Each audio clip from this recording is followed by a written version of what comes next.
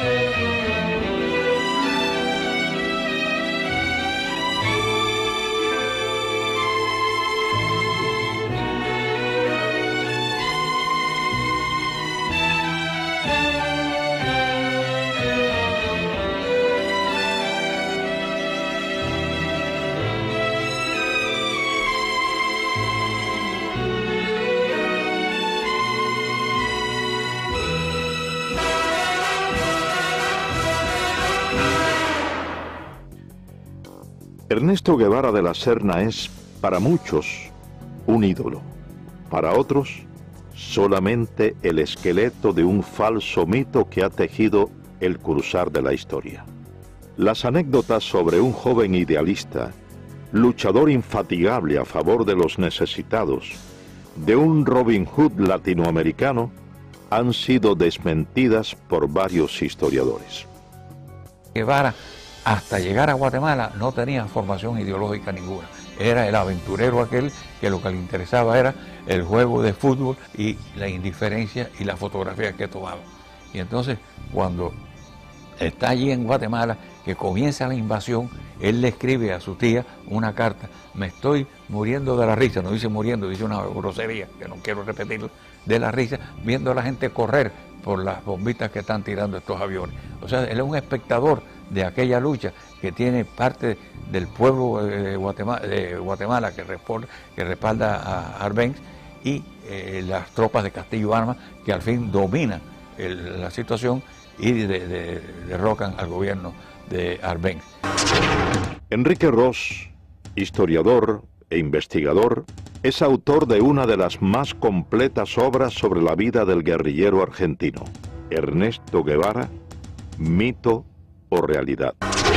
En ese momento, Guevara decide, sin haber participado de la lucha, ingresar en la embajada argentina y fue atendido, y de nuevo lo vuelve a decir Ernesto Guevara en su diario, ¿no?, que él recibió una cortesía grandísima de la embajada porque recibía lo que él más quería, que eran periódicos de la Argentina que venían con regularidad a la embajada, y el bife, que es la carne que servían allí. Y allí ya ha conocido a Hilda Gadea. Hilda Gadea es una muchacha peruana y de ideas comunistas. Y es Hilda Gadea quien empieza a formar ideológicamente a Ernesto Guevara y quien lo presenta a una serie de figuras, lo había presentado, del gobierno de Arbenz. Así que ahí es cuando él empieza a formarse. Y ya había ha hecho contacto también a través de Hilda Gadea con Ñico López, que es el primer cubano con quien él hace contacto en Guatemala. Es Ñico, el Flaco López, quien lo recluta y lo presenta al grupo de cubanos exiliados que militaban en el movimiento 26 de julio en Guatemala. De esta forma, Guevara inicia una faceta de revolucionario y posteriormente viaja junto al grupo de cubanos a México. Varios estudios apuntan a que Ernesto Guevara, a su llegada a México, ya tenía definido su carácter de hombre cruel, de ejecutor de sus potenciales enemigos. En carta dirigida a su amiga y exnovia Tita Infante, señala: si se hubieran producido esos fusilamientos, el gobierno hubiera conservado la posibilidad de devolver el golpe, refiriéndose al derrocamiento del gobierno de Jacobo Arbenz en Guatemala. Yo conocí a Guevara a mediados del año 56 en México. Ahí una cafetería, un bar que había ahí, por el Zócalo, pegado ahí al Zócalo, que ahí concurrían muchos revolucionarios, ¿no? De distintas tendencias, ¿no? Lázaro Guerra militó en los movimientos revolucionarios cubanos. Marchó a México en calidad de exiliado y fue uno de los sobrevivientes de la expedición del Corintia. A mí el que me lo presenta es Ñico López. Pero al otro día que Ñico López viene, me dice, óyeme, lo que te presenté fulano, eso no sirve, ¿verdad? No te creas que vaya, cualquier cosa, eso no sirve.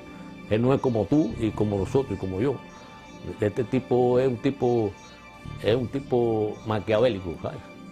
Y él es que le lleva y trae a Fidel todo el trajín de nosotros. Es un tipo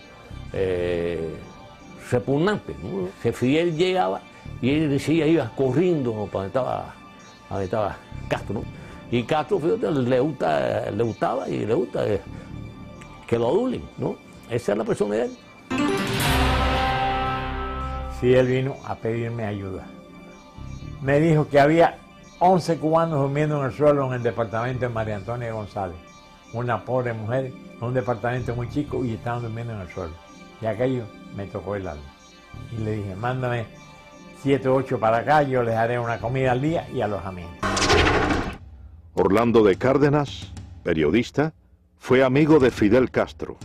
Vivía en México y fue uno de los principales colaboradores del movimiento 26 de julio en tierras aztecas. A él al principio se le dijo doctor Guevara o Ernesto Guevara, pero cuando vimos que él se hacía burla de nuestra manera de hablar, entonces en represalia ya no le dijimos nunca más Guevara ni Ernesto, le decíamos el Che. Para todo el Che y el Che y el Che, y se le quedó lo del Che, que hasta el mismo Fidel y Raúl le decían el Che. Ya, y se lo decíamos muchas veces con un poco de sorna, como para restregarle en la cara lo que él nos había hecho a nosotros. Nunca nos vio completamente como compañeros. Guevara nunca llegó a intimar totalmente con el grupo de jóvenes revolucionarios cubanos.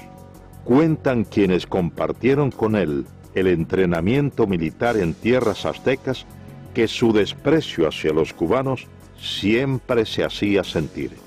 Sentimiento que extendía a los negros y al pueblo mexicano, a quienes constantemente menospreciaba. Llegamos a México el 10 de diciembre de 1955 y Fidel me presentó y me dijo, muchachos, este es el coreano, él va a ser nuestro instructor militar. Miguel Sánchez, el coreano, combatió junto a las tropas estadounidenses en la Guerra de Corea. Fue reclutado por Fidel Castro como instructor militar de los cubanos que se entrenaban en México. Allí en la casa de María Antonia González conocí a Ernesto Guevara de la Serna, que después le decían el Che, todavía le decíamos el Chancho, porque él tenía poca afición por bañarse y siempre tenía un olorcito arriba que olía como a riñón hervido. Al principio quiso entrar en indisciplina y yo lo paré tranquilamente y le dije, yo estoy a cargo del entrenamiento militar, tú no eres más que un soldado. Se me puso a echar una sonrisita y yo le dije, 20 planchas, Ernesto Guevara de la Serna, y dio las 20 planchas. Él despreciaba a los negros. Muchísimas veces tenía problemas con Juan Almeida Bosque, que le decía el negrito, y Juan Almeida se insultaba, y entonces yo dije, mira Juan, tú lo que tienes que decirle cuando te diga el negrito, dile, tú eres el chancho porque tú no te bañas. Y así se lo decía Juan Almeida Bosque. Después despreciaba a los indios. Fíjate cómo dijo, la indiada analfabeta de México. El 24 de junio de 1956, De México. el 24 de junio de 1956, un grupo de los presuntos expedicionarios es capturado por las autoridades de migración mexicana. Ernesto Guevara estaba entre ellos. Varios estudios acusan a Guevara de haber sido informante o delator al colaborar con las autoridades por temor a una posible deportación a la Argentina, su tierra natal, a principios de julio de ese año. Juan Almeida Bosque, él me dijo a mí que Ernesto Guevara de la Serna, el Che o el Chancho, había colaborado con la policía cuando nos arrestaron al grupo y lo llevaron a la cárcel migratoria de Miguel Schultz. Y él se había puesto en contacto con las autoridades de México para entregar todas las armas del rancho de Santa Rosa de Chalco.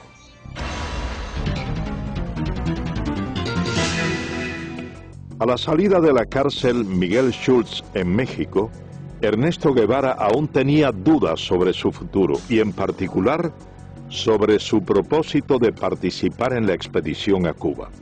En carta dirigida a su madre le manifestó su intención de cambiar los planes y viajar a Europa y a la China de Mao. Finalmente, Ernesto Guevara de la Serna llegó a formar parte de la expedición del Granma, sobrevive el combate de Alegría de Pío y logra posteriormente internarse junto al reducido grupo de sobrevivientes en la Sierra Maestra. Aproximadamente 2 meses más tarde, en carta fechada enero 28 de 1957, a solo 6 días de haber reconocido matar a un hombre por primera vez en el combate de Llanos del Infierno, Guevara le expresa a su entonces esposa, la peruana Hilda Gadea, quien posteriormente la publicara en su libro Ernesto, la memoria del Che Guevara. Querida vieja, estoy en la manigua cubana, vivo y sediento de sangre. Una vez se coge un guajiro que no estaba, que según los datos, según todo coincidía que él era chivato del ejército, ¿no? Pero no había una seguridad concreta, el tipo nunca confesó. Jaime Costa fue asaltante del cuartel Moncada, expedicionario del yate Granma y comandante del ejército rebelde. Fue enviado por Castro a reagrupar a los miembros del movimiento 26 de julio, exiliados en Centroamérica. Entonces se formó el tribunal y acordamos que no hay una seguridad que él haya sido un delator de una operación. Por lo tanto, no se puede quitarle la vida. Y el Che dice, bueno, si no la quitan ustedes, se la quito yo. Entonces todo el mundo se viene mirando ahí, ¿por qué tú lo vas a matar, chico? Tú ves que tú no eres cubano. Es un cubano. Y no ha confesado que es delator. Y Ramiro dice que no se puede fusilar como presidente de ese tribunal. Y en ese momento, ¿qué más grado tiene? Y entonces él sacó la pistola y lo mató ahí. Y ahí donde el Che tiene la frase esa, ante la duda no hace más nada, hay que fusilarte.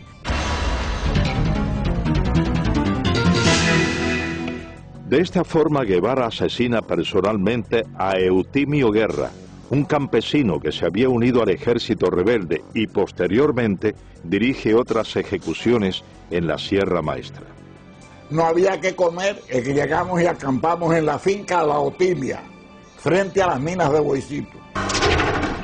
Luciano Medina fue capitán del ejército rebelde, hombre de confianza y correo de Fidel Castro. Participó en la invasión de Oriente a Occidente bajo las órdenes del comandante Camilo Cienfuegos. Llevábamos 3 días sin comer y el Che Guevara nos mandó que había que buscar un puerco. Y yo fui a casa de Carlos Sotolongo, que tenía una finquita allí cerquita de la mina, y compré un puerco que me costó 70 pesos. Entonces ya estábamos comiendo allí, toda la tropa estaba comiendo, y entonces llegó un señor y le dijo al Che Guevara, bueno, es que tenemos un chivato que hay que ver cómo se saca ese hombre de aquí, que se llama Juan Pérez, dueño de la finca Rancho Claro, que es un cosechero de café. Entonces mandaron a buscar el hombre tenía 3 hijos, chiquitos de 4, 5 y 6 años, no tendrían más los chiquitos que tenía allí. Entonces cogieron y lo fusilaron. Y eso nos cayó mal a toda la tropa. Los fusilamientos se generalizaron. Varias investigaciones responsabilizan a Ernesto Guevara por el asesinato de al menos una docena de hombres en la Sierra Maestra, en la gran mayoría de los casos sin tener pruebas incriminatorias. Yo conocí a Ernesto Guevara en la Sierra Maestra en el mes de marzo de 1958, que como corresponsal de guerra de la revista Bohemia fui a entrevistar a Fidel Castro. Agustín Ayes fue periodista de la revista Bohemia. Pasó aproximadamente 2 meses en la Sierra Maestra y como corresponsal de guerra entrevistó a Ernesto Guevara en su campamento. Cuando yo entrevisté a Ernesto Guevara en la Sierra Maestra en marzo del año 1958, entre las cosas que yo observé de él, que tenía una personalidad despótica, dura, cruel. Por ejemplo, le pregunto por su primera esposa, por Gadea, y entonces me dice, bueno, no sé de ella ni me interesa. Entonces le pregunto, bueno, ¿usted es médico? Y entonces, sí, pero a mí no me gusta la medicina. ¿Qué es lo que le gusta a usted? La economía. Después, con el tiempo, estudiando la personalidad de él, es cuando uno confirma que él tenía esa característica de crueldad y de odiar. Por ejemplo, él escribió cosas como esta: odio a la civilización. América será el teatro de mis aventuras. Huir de todo lo que me molesta. Donde me lleven los acontecimientos.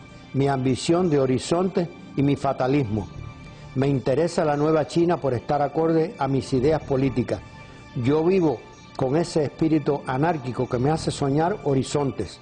Mis amigos son amigos mientras piensen políticamente como yo. No soy moderado y trataré de no serlo nunca.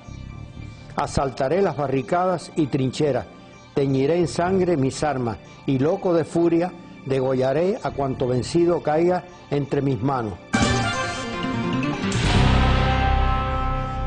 Una madrugada, uno de los que estaban en el campamento de La Plata tenía como una pesadilla y decía, mátalo, mátalo. Entonces por la mañana yo hablé con él, otras veces había hablado con él, me había dicho que era estudiante de medicina. Él se llamaba, era capitán Humberto Rodríguez. Entonces me dijo que él era el jefe del pelotón de fusilamiento, que allí fusilaban. Entonces me contó una anécdota de eso, de mátalo, mátalo. Era una de las personas que llegó un momento que él dudó y entonces le daban la orden de que tirara y él tiró. Entonces me empezó a contar de que había fusilamiento, que lo mismo fusilaban allí en el campamento de Fidel en La Plata que en el de Che, en la mesa, en la pata de la mesa. En una ocasión me dijeron que iban a haber un fusilamiento, que si yo como periodista quería verlo, yo dije que no. El camarógrafo que estaba conmigo era Guayo, Eduardo Hernández Guayo, le decíamos. Y entonces tampoco fue. Pero sí había muchos testimonios allí de que él fusilaba. Otro de los elementos que caracterizaron a Ernesto Guevara de la Serna fue su inoperancia táctico-militar. A pesar de haber sido nombrado por Fidel Castro como jefe de una de las más importantes columnas guerrilleras, afirman sus compañeros de lucha que Guevara no estaba capacitado militarmente.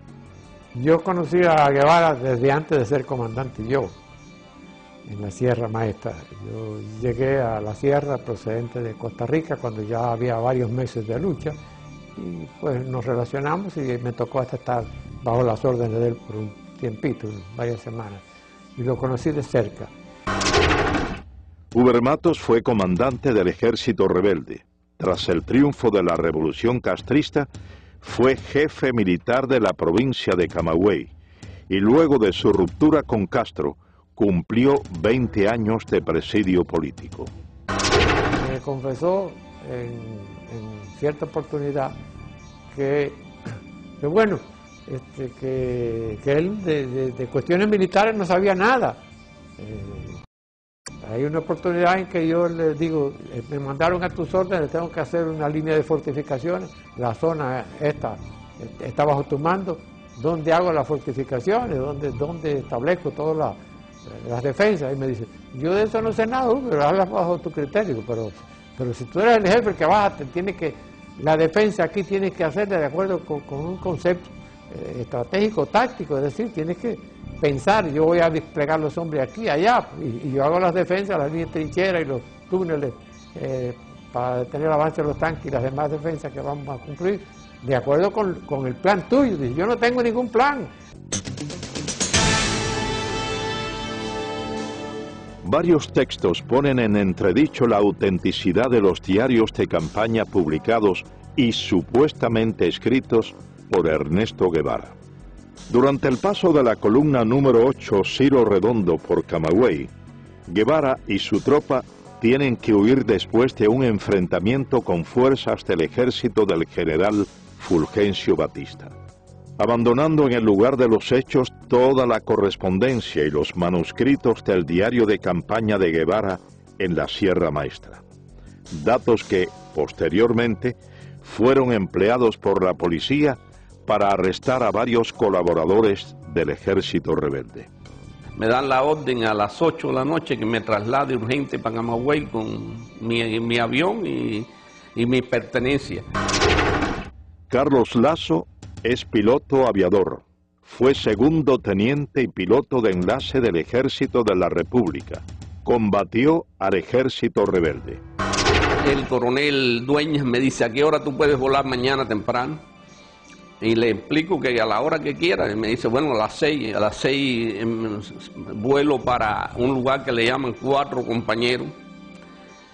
Allí hay un tiroteo entre el ejército, un grupo del ejército, no eran muchos, eran unos 40 soldados de la Guardia Rural. Allí hay 2 muertos por la gente de Che y heridos, y se mandan a correr, dejan 2 camiones. En uno de los camiones tenía toda la correspondencia, todo el diario de Che, el cual yo leí bastante. Hablaba todo el que había cooperado en Camagüey y que la mayoría no cooperaba, que era una provincia completamente latifundista, entre paréntesis, lo ponía así, y comprometía a cantidad de personas, no solo de Camagüey, de otras provincias. Muchos pertenecían, pero muchos al Partido Comunista del pueblo que ellos hablaban, de Guaymaro, de Baraguá, de Florida, de todos esos lugares. Varias anécdotas y documentos reflejan el carácter despótico de Ernesto Guevara hacia sus subordinados. Guevara acostumbraba a humillar a los hombres bajo su mando. Yo me incorporo a la columna en un campamento que se llama El Algarrobo. Aquel día, una tarde, nos formaron cuando nosotros llegamos ahí, que veníamos de la zona más al norte de la sierra. Cuando llegamos allí, por la tarde nos formaron, éramos unos 200, 300 hombres, alrededor de eso. Y ahí vino Guevara y nos habló.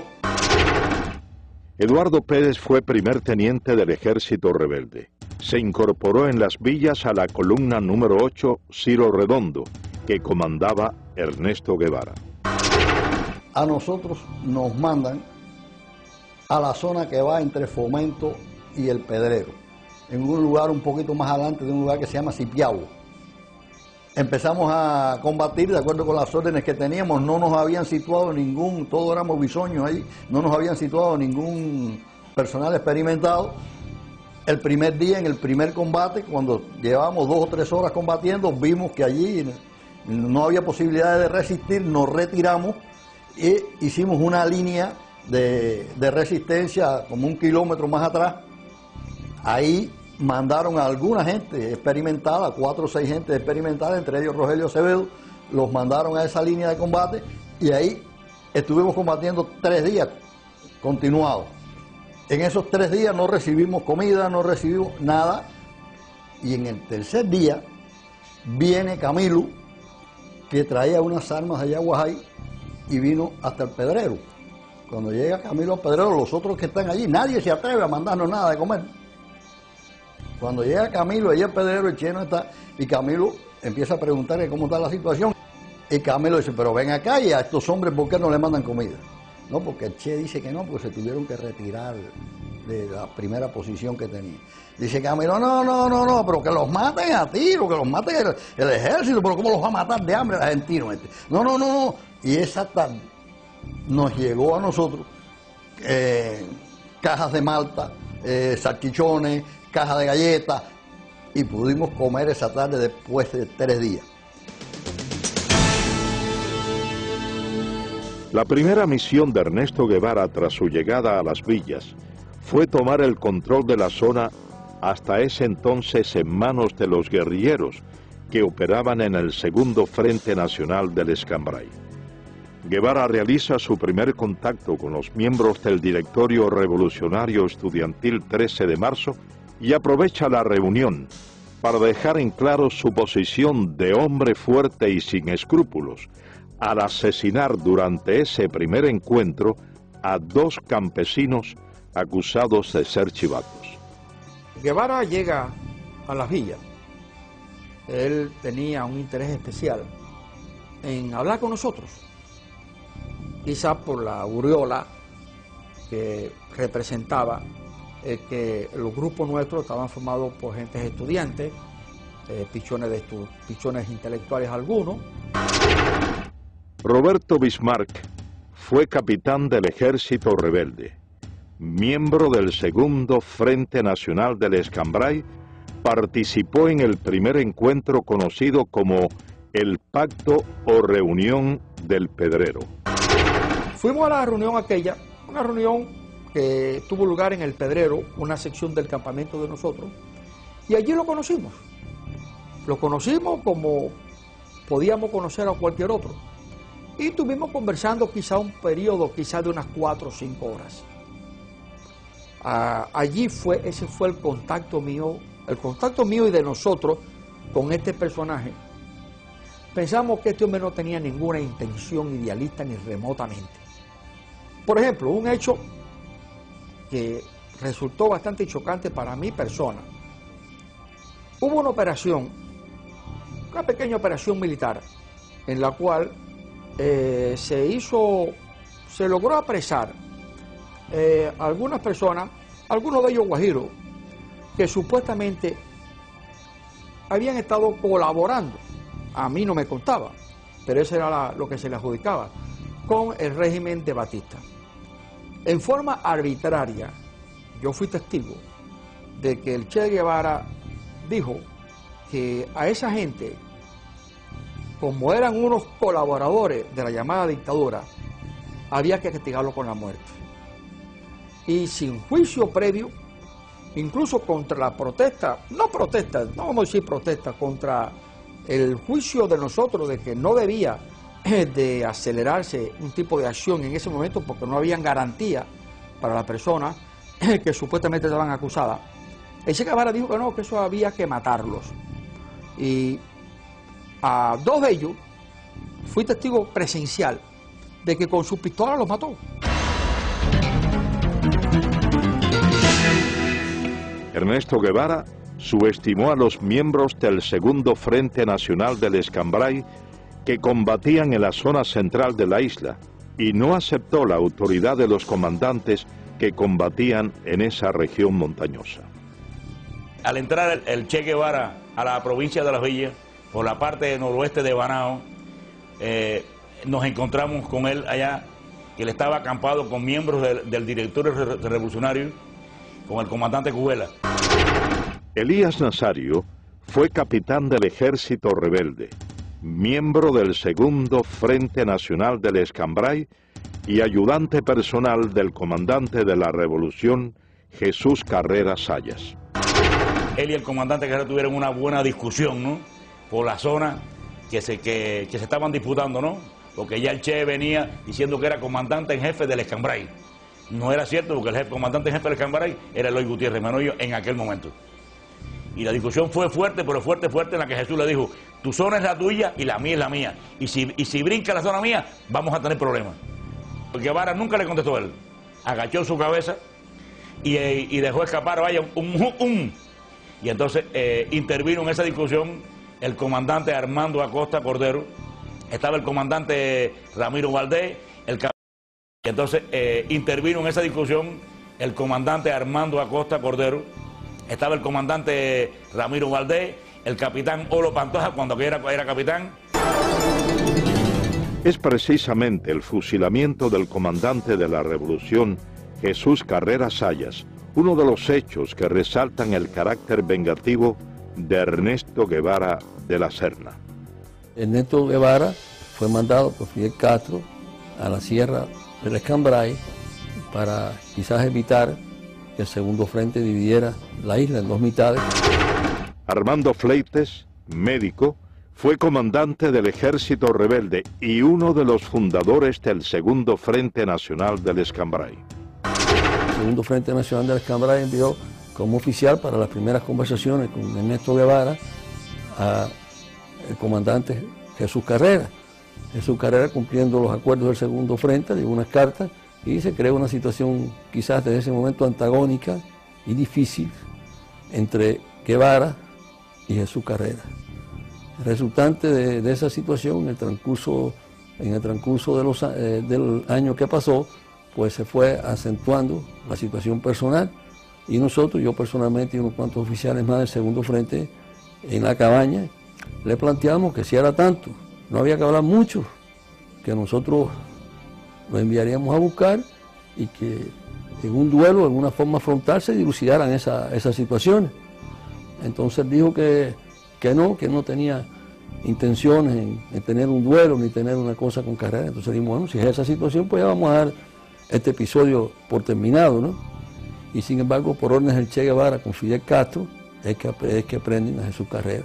Y más tarde Jesús Carrera es fusilado, precisamente, por la persecución y por la venganza, el odio, el resentimiento y la cosa de personalidad. No quiso dilucidar como dilucidan los hombres en un frente de combate o en un duelo, sino veló la oportunidad y por la espalda lo lleva, tenía todo el poder y por la espalda le cuesta la vida.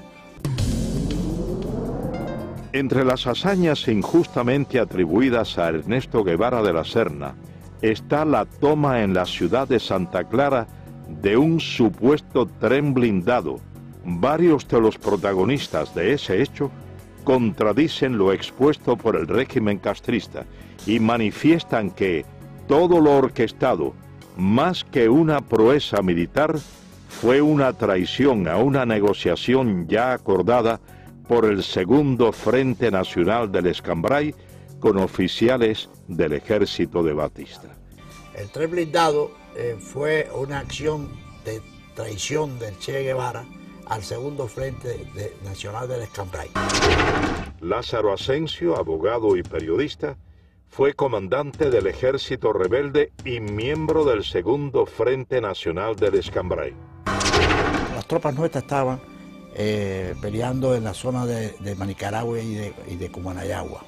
Y el señor Cuso Gómez fue a verme para venir a avisarme de que el tren blindado, el famoso tren blindado, estaba dispuesto a entregarse al Segundo Frente Nacional del Escambray. Las condiciones eran muy sencillas. El tren blindado, los elementos del tren blindado, los soldados del tren blindado iban a entrar por la zona del acueducto de Santa Clara y allí nos iban a entregar las armas con el compromiso de que ellos se quedaban allí sin pelear contra sus compañeros. Pero por filtraciones que sucedieron, el Che se entera de esa posibilidad y entonces, ¿qué es lo que hacen ellos? Atacan al tren blindado antes que darle la oportunidad que el tren blindado se entregara a nosotros y ahí se produce el ataque de Santa Clara.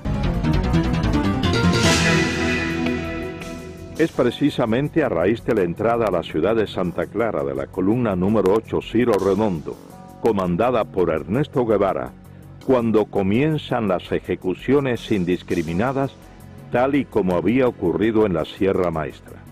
Guevara ordena, sin la realización de procesos judiciales, el fusilamiento de varias decenas de personas supuestamente acusadas de haber cometido crímenes o de ser delatores del depuesto régimen. El primero que entra en Santa Clara, la ciudad estoy hablando, es el Che. Y Félix Torres, un viejo comunista de las villas, le va diciendo al Che quién eran los chivatos de Batista. Y el Che, sin más ni menos, los va cogiendo, sin interrogar, y los va matando. En eso entra el segundo que entra en Santa Clara, es Camilo. Y entonces Camilo tiene una expresión, coño, pero aquí se han bañado en vez con agua, con sangre, porque donde quiera hay un muerto tirado en una esquina. Han acabado con este pueblo.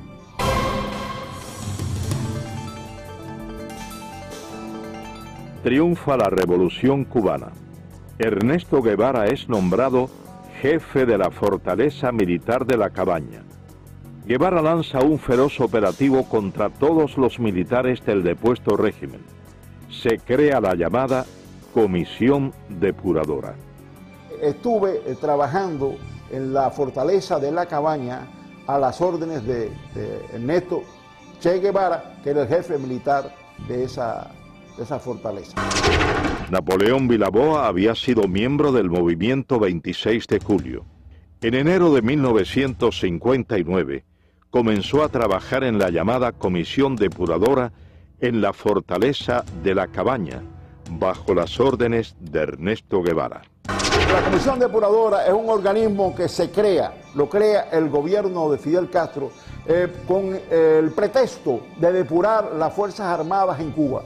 Claro, el fin de esto era simplemente implantar el terror revolucionario en Cuba mediante los fusilamientos.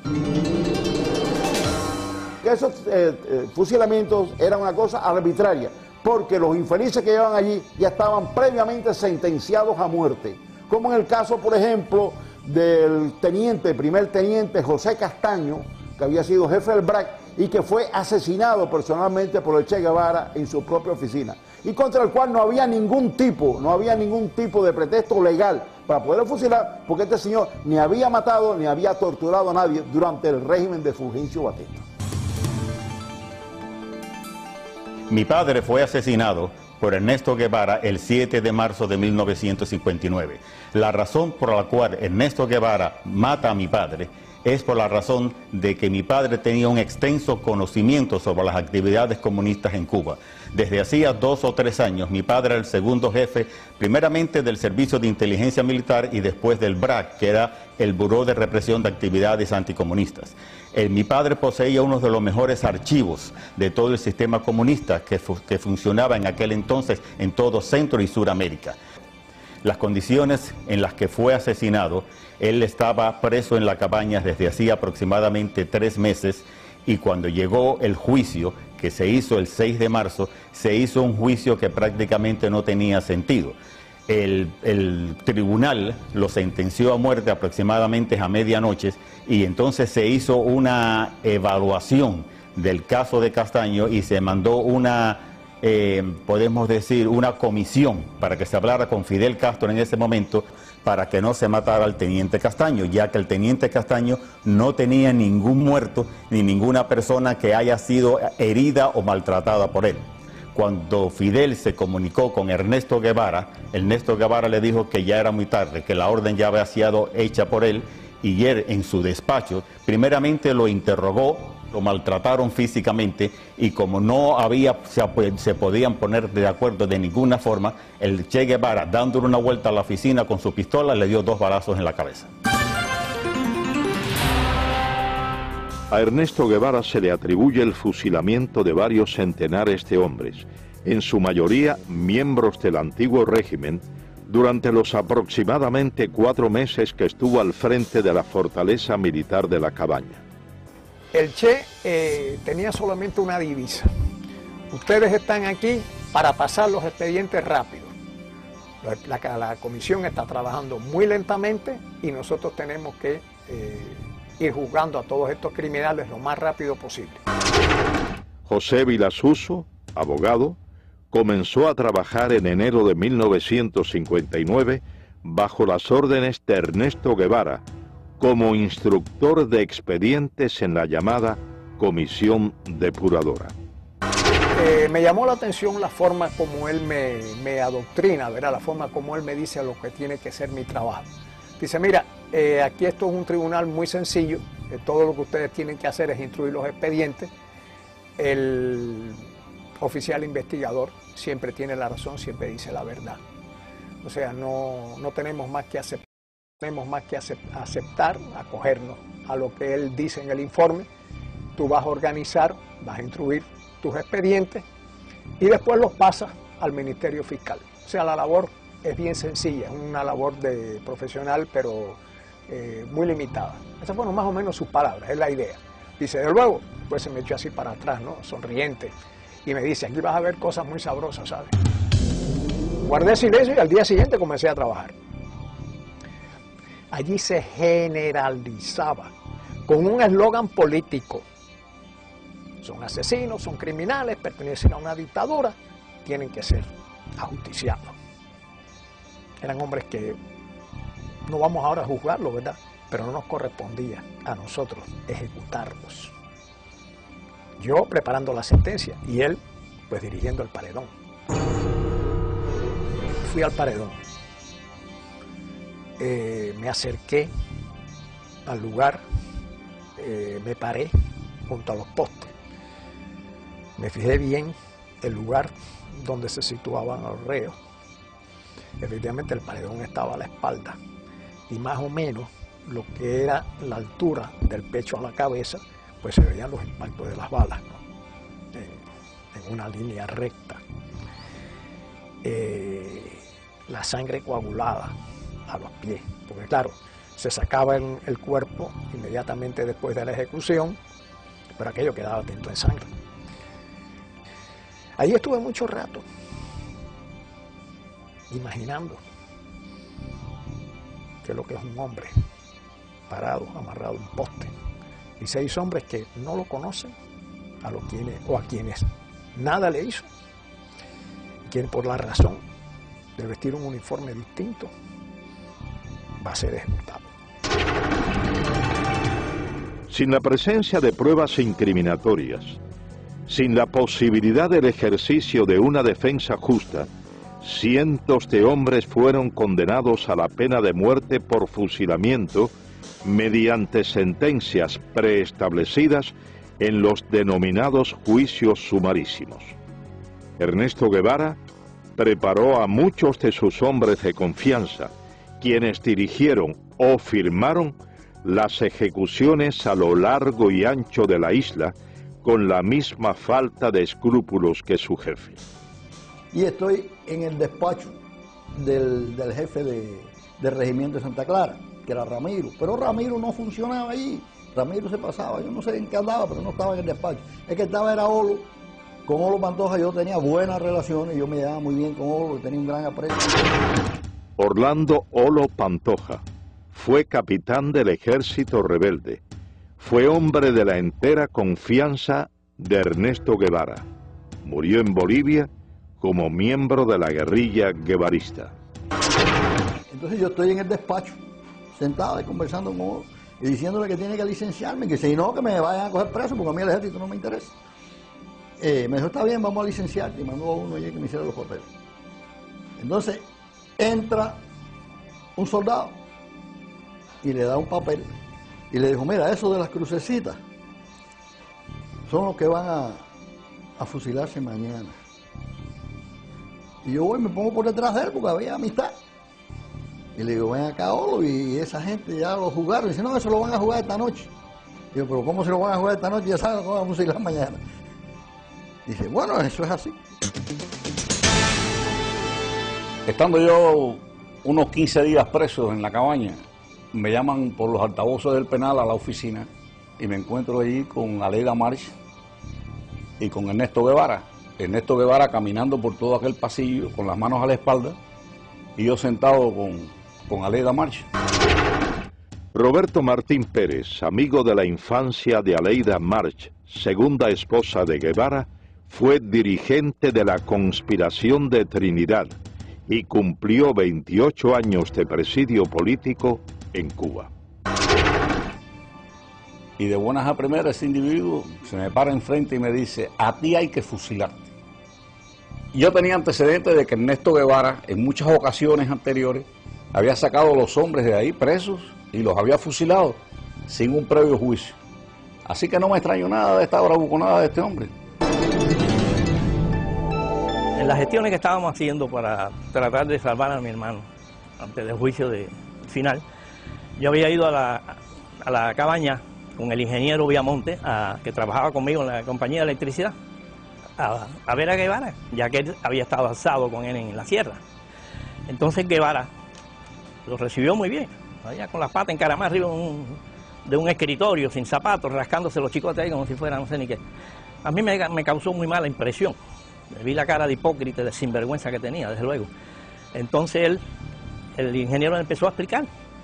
Y él le dijo: no, aquí no hay toalla para nadie. Dijo: no es cuestión de toalla, es cuestión de que están cometiendo un error. La revolución está cometiendo un error y es un inocente, muchacho joven. Y no. Él vestía el uniforme de Batista, decía. El uniforme azul de Batista, que no era de Batista, era de la República. Pero no hay toalla para nadie. Casi que nos botó de allí, desde luego. Y se dirigió a uno que tenía al lado y le dijo: oye, encarga tres cajas más, que estos van para allá. Uno de los elementos más distintivos del carácter criminal de Ernesto Guevara fue su desprecio, no solo hacia los hombres y mujeres condenados por él, a quienes consideraba sus enemigos, sino también a los familiares de estos. Este incidente durante un día de visitas a los prisioneros en la fortaleza militar de la Cabaña da prueba de ello. Aquella parte estaba lleno de mujeres, unas que iban a ver a los esposos, otras a los hijos, otras a los hermanos. Y entonces en eso abrieron la puerta de atrás y todas las mujeres se arrimaron a ver y que saliera una máquina. Entonces las mujeres todas rodearon la máquina y empezaron a decirle que qué pasaba, que por favor que los dejara entrar a ver a sus familiares, que hacía días que no los veían, que le llevaban comida y le llevábamos de todo. Y entonces él eso sí nos miró con una cara de estúpido y nos dijo: están castigados y hoy no hay visita para nadie. Al decir eso, todas las mujeres empezaron a gritar y empezaron a coger el carro y a darle por un lado y por el otro y por el otro, y lo movían todo. El chofer le dijo: sube a la ventanilla, y eso así lo subió, y entonces llamó por teléfono y vino una patrulla de soldados de eso con una fusta y a todo el mundo le empezó a dar. Tras aproximadamente 4 meses al frente de la fortaleza militar de la Cabaña, Ernesto Guevara ocupó varios cargos durante el comienzo de la Revolución Cubana.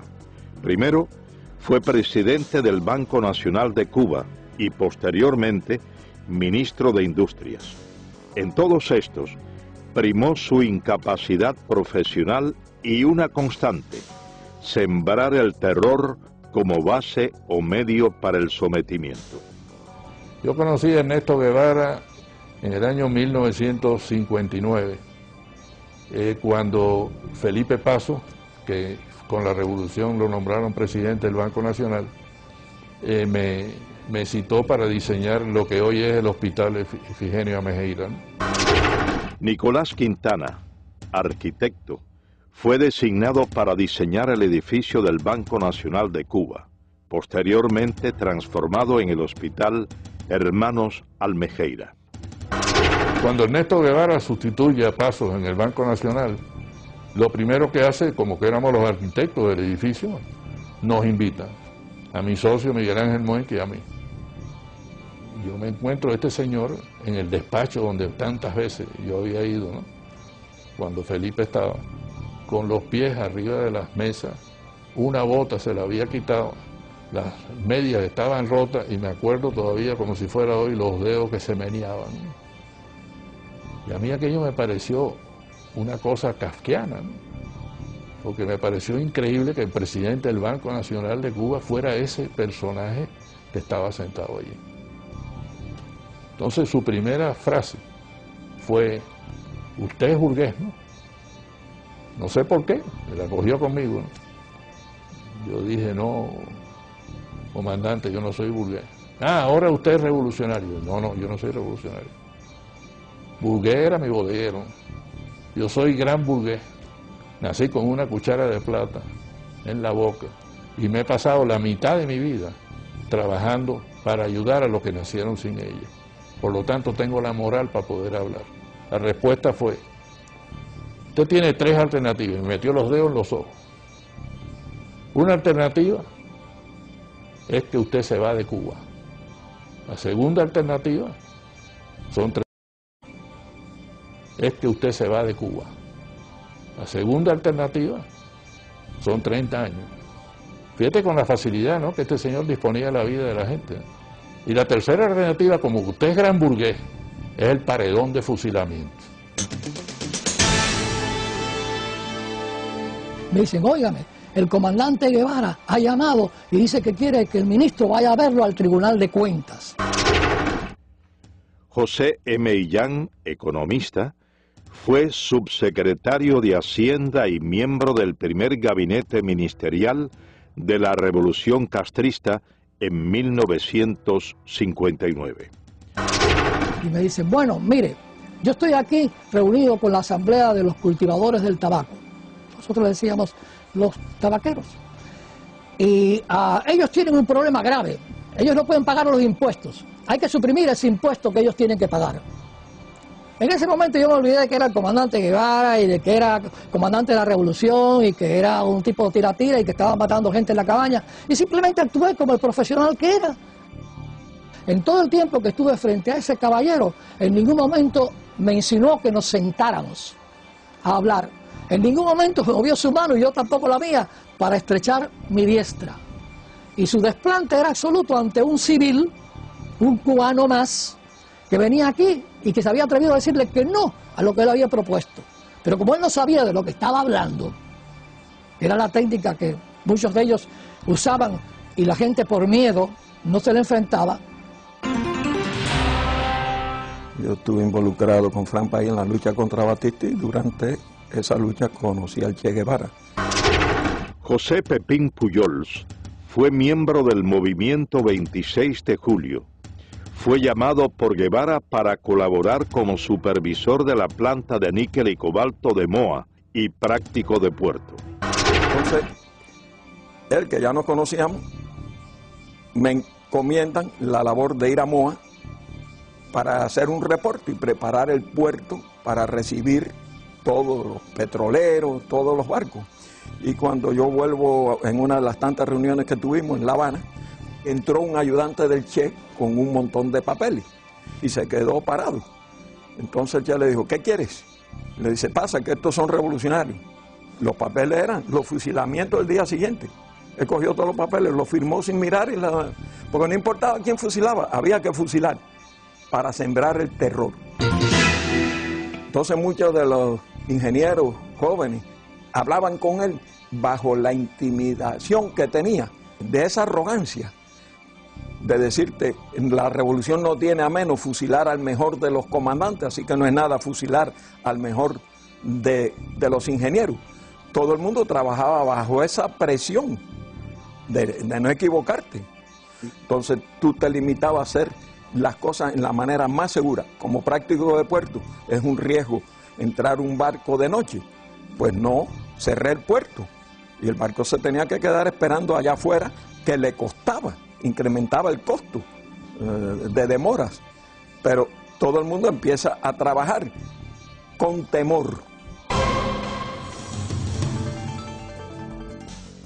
Ernesto Guevara de la Serna, a pesar de ser tan cruel y despiadado con sus enemigos políticos y practicar el despotismo en exceso y en ocasiones la indiferencia con sus subordinados, siempre sintió temor al enfrentar a Fidel Castro.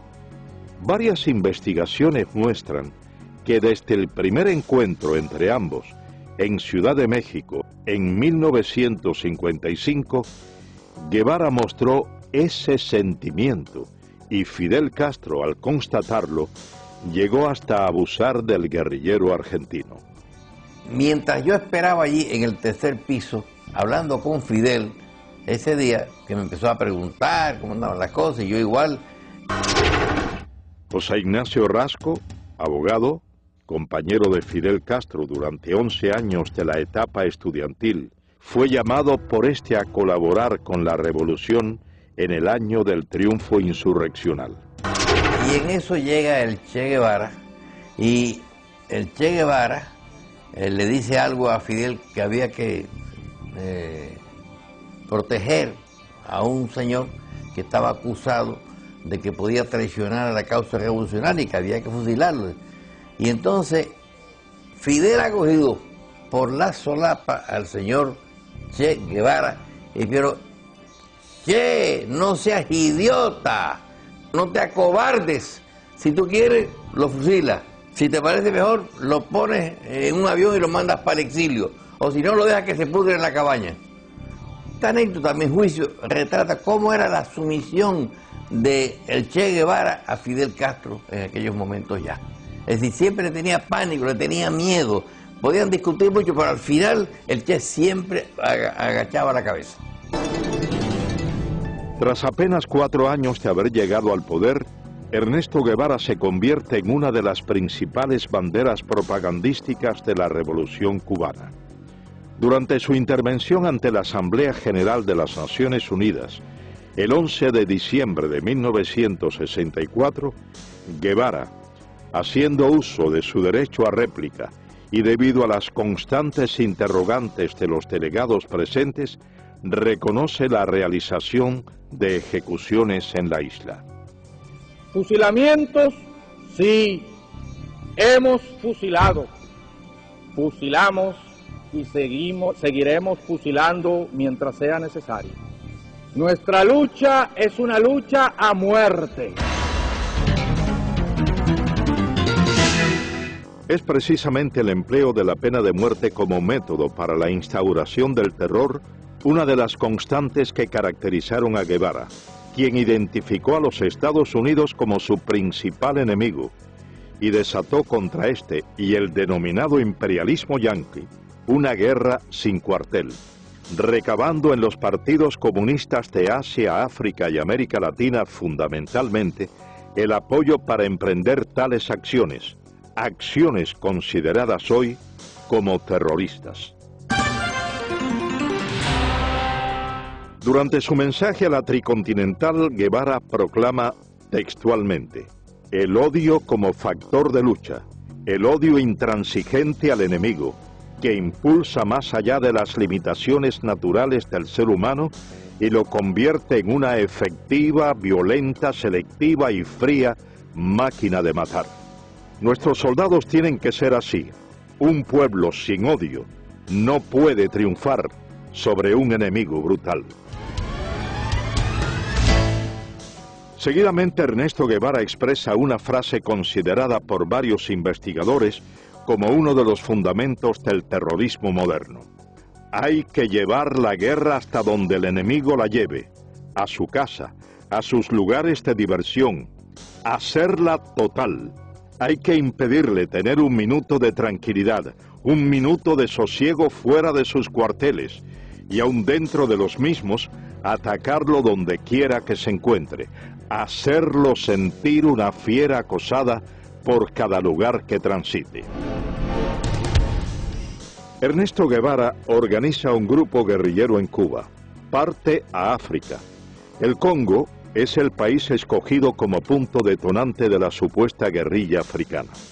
Llega Guevara al Congo, participa en una serie de batallas, pierde todas las batallas, nadie lo atiende, los dirigentes del Congo no le prestan atención, nos dice que Kabila lo tiene a él como un becario, así como cero a la izquierda, y entonces pierde. Las naciones que rodean al Congo exigen que salgan del Congo los tropas extranjeras, y las tropas extranjeras eran las de Sudáfrica que estaban allí, y también las de Guevara, el grupo cubano. y se ve obligado a salir del Congo. Pero él no quería regresar a Cuba, porque él ya sabía la enemistad que sentía Castro hacia él. Y hubo una gran presión. Su misma esposa tuvo que ir a la isla March, al Congo, a persuadirlo y a convencerlo de que regresara a Cuba. Entonces él allí ya ha organizado la idea de ir a Bolivia, porque ya Guevara no cabía en la isla de Cuba junto a Fidel. Tras ser derrotado en África, Guevara regresa a la isla y prepara una nueva aventura. Esta vez, el blanco escogido es Latinoamérica. Junto a un reducido grupo de hombres de confianza, marcha a Bolivia. El 31 de diciembre de 1966 se produce, muy cercano a la finca Ñancauazú en Bolivia, el histórico encuentro entre Ernesto Guevara de la Serna y Mario Monge Molina, secretario general del Partido Comunista Boliviano. Monge le expresa a Guevara que no permitirá que ningún extranjero dirija la lucha armada de su país y le propone hacerse él cargo de las operaciones y designarlo como su asesor militar. Guevara no aceptó. Entonces, él me dijo, yo no te puedo dar la dirección revolucionaria. Él mismo me dijo en la conversación, yo a Cuba no podía volver. Para mí se había cerrado eso. Yo me había despedido a paso marcial. Entonces tenía que buscar otro lugar donde aparecer. Y Bolivia se presentaba las condiciones por algunas cosas que ellos llevaban y por el hecho de que nosotros estábamos en proceso de preparación que ellos lo conocían. Han de encontrar un lugar donde exista un compromiso del Partido Comunista o de cualquier dirigente individualmente para colaborar con la guerrilla del Che en el país. No hay.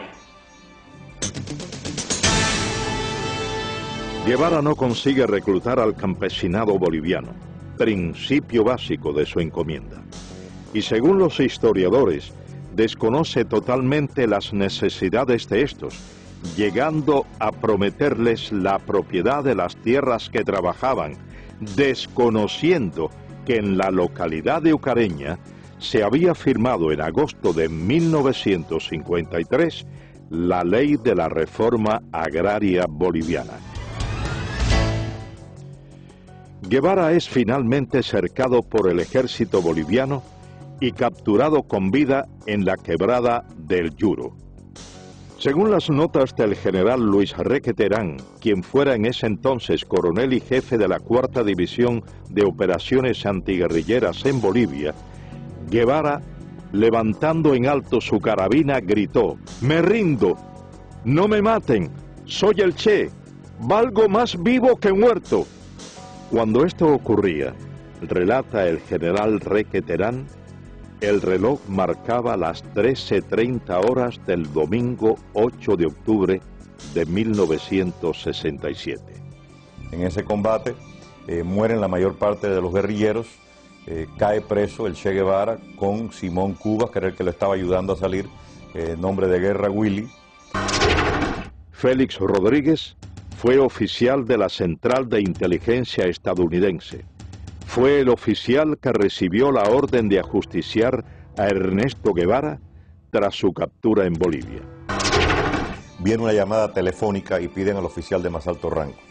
Yo tenía en ese momento el grado de capitán y en la higuera nada más que habían 2 tenientes más bolivianos, por lo tanto me llamaron a mí, contesté el teléfono y era del alto mando boliviano en Valle Grande, y eran instrucciones específicas del señor presidente, señor comandante de las Fuerzas Armadas, que eran 500-600. El código que teníamos era 500 el Che Guevara, 600 muertos, 700 vivos. Pido que me lo repitan y me confirman 500-600. Cuando viene Centeno, lo llamo a un costado y le digo: mi coronel, hay órdenes de su gobierno de eliminar al prisionero. Y le doy los códigos. Las órdenes de mi gobierno es tratar de mantenerlo vivo a toda costa. Nosotros tenemos aviones y helicópteros para transportarlo a Panamá para interrogatorio. Con eso me mira y me dice: mira, Félix, y usaba el nombre de Félix Ramos, dice: hemos trabajado empíricamente, te agradecemos mucho, pero estas son órdenes del señor presidente y señor comandante de las Fuerzas Armadas. Si yo no la cumplo, a mí me votan deshonrosamente. Miró su reloj y me dijo, tienes hasta las 2 de la tarde para interrogarlo. Nuestro helicóptero va a venir varias veces, va a traer comida y municiones para nuestros soldados y se va a llevar nuestros heridos y nuestros muertos. Yo quiero tu palabra de caballero de que a las 2 de la tarde tú me traigas el cadáver del Che. Y lo puedes ajusticiar en la forma que tú quieras porque sabemos el daño que le ha hecho a tu patria. Y dije, mi coronel, trata de hacerles cambiar de idea, pero sonar una contraorden. Yo le doy mi palabra de hombre que yo le llevo el cadáver del Che. Entré a la habitación, él estaba sentado en un banquito, yo le había quitado las amarras al principio de nuestra conversación y se sentó ahí. Me le paré enfrente y le digo, comandante, yo lo siento, son órdenes superiores, yo he tratado. Se puso blanco como un papel pensando que era yo el que le iba a tirar. Salí de la habitación, aquello estaba lleno de soldados afuera, obviamente estaban escuchando la conversación y estaba el teniente Pérez al lado del sargento Terán. Y entonces le dije al sargento, sargento, no le tire de aquí para arriba, tírale de aquí para abajo, son órdenes de su gobierno, se supone que este hombre muera de heridas en combate. El sargento Mario Terán cumplió las órdenes transmitidas a Félix Rodríguez desde La Paz. Con la muerte de Ernesto Guevara quedó desarticulado el foco guerrillero. 5 hombres pudieron escapar con vida, 2 bolivianos, muertos 2 años más tarde, y 3 cubanos. Y yo me considero engañado por el Che Guevara, porque el mismo amor que sentíamos y respeto por Fidel Castro lo sentíamos por el Che. Yo nunca hubiera querido que me hubiesen preguntado a cuál de los dos quería más, porque no sabría dar la respuesta. Y creo que todos los que estaban a mi alrededor así lo sentían. Dariel Alarcón Benigno fue capitán del ejército rebelde. Llegó a ser coronel de tropas especiales en Cuba. Participó junto a Guevara en las guerrillas de la Sierra Maestra y en las insurgencias de El Congo y Bolivia. En la mayoría del pequeño grupo que habíamos allí, cubanos, todos habíamos pasado academias militares y que estábamos preparados ya militarmente. Yo, que era uno de los más brutos, ya podía dirigir una división. Pinares, que era un comandante, que mandaba ejército. Gustavo Machín, otro comandante. Bilbo Acuña, otro comandante. Todos éramos reclutas. Ninguno podíamos tomar la decisión aún ni de situar una posta. Éramos nulos. Entonces, ¿por qué no aprovechó nuestra capacidad militar? Yo se la demostré, porque yo fui el ametralladorista, fui el explorador, fui el punto de vanguardia, pero después que quedamos, el día 8 de octubre, que quedamos 6, yo saqué 5 hombres hasta la frontera, con Chile, después de caminar 3.500 kilómetros, con 3 divisiones del ejército persiguiéndome día y noche, y le hice más baja al ejército que cuando éramos el grupo completo. Rompimos 14 cercos al ejército y perdí un hombre, pero atravesamos la selva y atravesamos el altiplano y salimos a Chile. Por eso yo digo que hubo una falta en él y fue el de no darnos a nosotros la participación que tenía que darnos, no darnos a nosotros el derecho a discutir las cosas internas de la guerrilla. Él las pensaba, él las elaboraba y él nos las transmitía. Y lo que él dijera, él era lo que había que hacer. Nosotros no teníamos ni voz ni voto.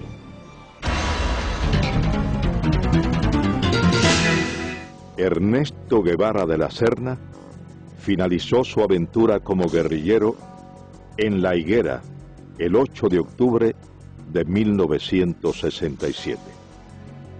A casi 4 décadas de su muerte, para unos queda el mito, para otros solo el recuerdo de una pesadilla.